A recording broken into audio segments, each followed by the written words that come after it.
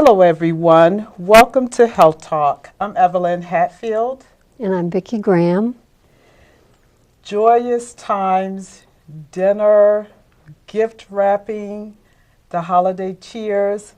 I just described to you what most people experience during the holidays. But for some, that's far from the truth. It's totally the opposite. Oftentimes, the holidays bring dread and sadness. Today, we have a special guest with us, Barbara Deal, who's with the Prince William County Area Agency on Aging. And we will be talking today about holiday blues. Welcome, Barbara. Thank you. It's good to be here. Good. Thank you. We really appreciate you coming to talk to us, given that the holidays are coming up. But before we get started, can you tell us a little bit about what you do at the Area Agency on Aging? Be glad to. I am what's called a supportive services specialist. I'm a social worker. Most people think of that role as someone who does case management and does home visits, and yes, we do all of that. Okay. But we're also under the umbrella of the supportive services division, which includes our information and referral, so that if anyone calls our agency and has any kind of questions or needs information, if we can't get them that information, as an agency, we're going to point them in the right direction. Just real briefly, some of the other services that are offered through the Area Agency on Aging, we have an adult day health care center that serves both sides of the county, but it's located in the eastern side of the county. We also have two senior centers, one on each side of the county, the Woodbridge Senior Center and the Manassas Senior Center. Good, wonderful. I'm sure there's an array of services within those programs because I'm familiar with them. So absolutely. Great. Thank you. Let's start off by asking you, when I started off initially, I said, you think of cheer and gift giving and family, a lot of laughter. But I also stated that for some, that's not the case. Can you tell us what is the holiday blues? Well, when I thought about the holiday blues, I was thinking about what would make it easier to think about a way to help us remember. And I think about the holiday blues as an unwelcomed holiday guest. And that means that this unwelcomed holiday guest might show up just around Thanksgiving time and unfortunately wears out its welcome because it tends to stay with us through the new year. Okay. So if we think about the holiday blues as a unwelcomed guest, that might make it a little bit easier. But I think people need to be real careful about differentiating between what is the holiday blues versus what is depression. Oh, okay. And I think people need to understand there's a wide difference. It might be easier to think about the holiday blues, comparing it to depression, as the difference between a cold and having pneumonia. So there's a wide difference. Oh, wow. Okay, meaning that one is more severe. Absolutely. Okay. Depression is one, if somebody has depression or has a depressive disorder, they may experience absolute loss of joy in their life. They may be consumed by not being able to make decisions, withdrawing from people, may be sad and tearful throughout the day. It can literally just take hold of you and be debilitating. Okay, so I just want to make sure I have this correct. So basically the blues, the holiday blues, is exactly what it means. It occurs around the holidays. Am I correct? That is correct. Okay. And so depression is more debilitating because it will last, a lot longer. Absolutely. Yeah. That is the biggest difference. Okay. I like what you said, an uninvited guest. Don't you like that? That was a great analogy. Yes, yeah. I like that. So tell us about what are some of the signs, like how will we know that someone has the blues as opposed to just ongoing Well, let's depression? just start with depression first, Okay. so that you have so most people have a better understanding about how debilitating that can be, and we've already talked and touched about on some of that, about how it just sort of takes over and takes the joy out of your life. we also, when you compare that with someone who has the holiday blues, and like I said, duration is the biggest difference. It's okay. very short. And that's helpful to know. So, because I think we all get caught up into that feeling of, is this just the blues, or am I depressed? And I think what people need to understand, that with depression also comes anxiety and stress. And those are companions to depression. So holiday blues can be that short-term, periodic. You may experience some of those things, but it just doesn't stay around the duration like depressive disorder will. Okay, okay. So depression, I take it is treatable. It is absolutely treatable. So what about the holiday blues? Well, holiday blues are treatable also. Okay. Okay. With holiday blues, I think if people recognize what some of those symptoms might be, or those causes might be, you can kind of target and try to alleviate those. One might be is that I think we all feel overwhelmed during the holidays. There's always that feeling of we've got to do too much. We've got so much on our plate, or we've got visitors coming into town, we've got family that we may not have seen in the past year. But it's also very difficult too. Holiday blues can be a little bit more intensive for some people who may be out of work. Okay.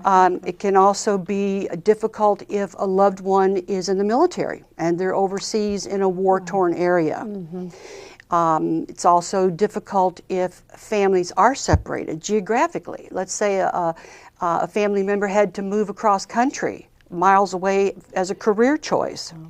So you've got those situations that all of that seems to come to the surface during the holidays, because we think about that time with family and friends and how best to spend that time. You know, now it's with the holidays coming up, it's not even Thanksgiving yet, and you see the Christmas trees up and that's things when like that in the stores. That's when it starts. You know, as we talked about, that unwanted guest starts coming in just right around Thanksgiving time. But you can see that, just like you said, the holidays have been in the stores for 2 months in some places, and it sort of gets all of us wound up and feeling that pressure is already on us to make sure that this is going to be the best holiday ever. And I think most of us tend to put too much into that. You know, we try to do it all, or try to be all for our family. And What do you think? I'm sorry. And do it in a short period of time. Absolutely. Right? Okay. What do you think about expectations? Because I know you started out with saying what we, you know, think of Christmas or Thanksgiving holidays being like, but what would you say about expectations? Our expectations for things. Well, you're right. I mean, we all have certain expectations, particularly if we're looking forward to having a family member come into town, or relatives that you haven't seen. Your expectations are that you want this to be the biggest or the best ever. You want to be able to create those memories that people are going to be talking about for a long time. So we sort of get sucked up into that and get spun around into, how can we do that? How can we make that happen? So we sort of put all that burden on ourselves about those expectations, you know, because we want to do that for our family. Because in our minds, that's how we can show them that this is going to be the best year ever. You're going to be talking about this for a long time. This is going to be the holiday to beat all holidays. So I think we do sort of build that up to the point where, and then if we don't, or things don't go as planned, which is another huge piece of conquering the holiday blues, is planning. So that we don't get pulled into and ratcheted up into all of these things that we're trying to do all at the same time. But if we plan it in incremental steps where it seems manageable, as I say, take a deep breath, you know. Exercise is huge. It's important during this time. Don't put that on the back burner. We tend to do that when we know there's all kinds of people that are coming into town, and we want to make sure we visit everybody. We want to make sure that every second counts. You know, we just but we don't want to forget about what's really important, those healthy habits that we have. Okay. And exercise is huge. And we also know that that's also one of the preventive things that we can do to alleviate some of those holiday blues. Yeah. I want to ask you, is there anything in particular that's specific to older people, given the fact that you're working a lot with them? One of the most important things, I think that we all, again, like I said, we want to create this kind of a holiday atmosphere that it's going to be very memorable. But the important thing to remember is, let's just say you're a caregiver and you take care of an older adult and you also have younger children. You're in what we call that sandwich generation. Yeah. You're right in the middle, and you're also being pulled in all different directions.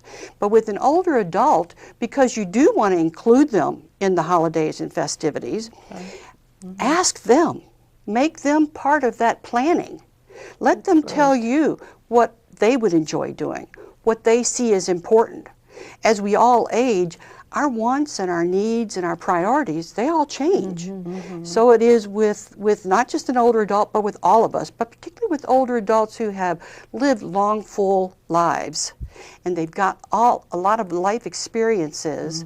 Ask them what would be special to them. Yeah, I like the idea of including them, because I think we take it for granted sometimes, thinking, oh, Mom doesn't really need the help, why don't you rest?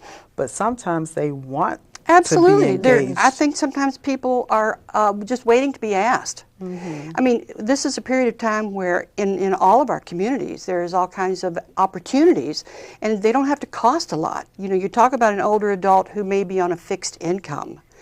There's all kinds of free music concerts out there to go to that can involve the whole family. You could take an older adult to go pick out a Christmas tree in a lot. That's another way to get your exercises.